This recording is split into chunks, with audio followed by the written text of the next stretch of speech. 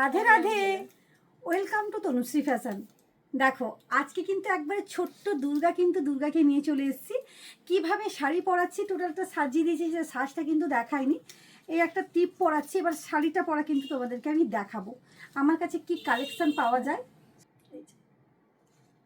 এইটা একটা দুর্গার একটা ছোট্ট একটা টিপ পরিয়ে দেখিয়ে দিলাম।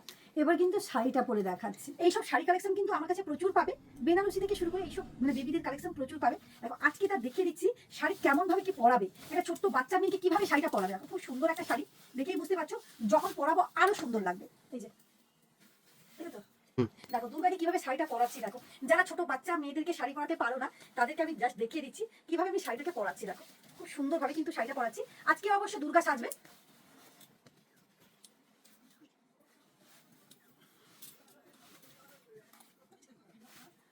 আমি কিন্তু দু তিনখানা কিন্তু টাইপে কিন্তু আমি শাড়িটা পরাবো। ঠিক আছে, কিভাবে শাড়িটা পরাচ্ছি একটুখানি লক্ষ্য করো।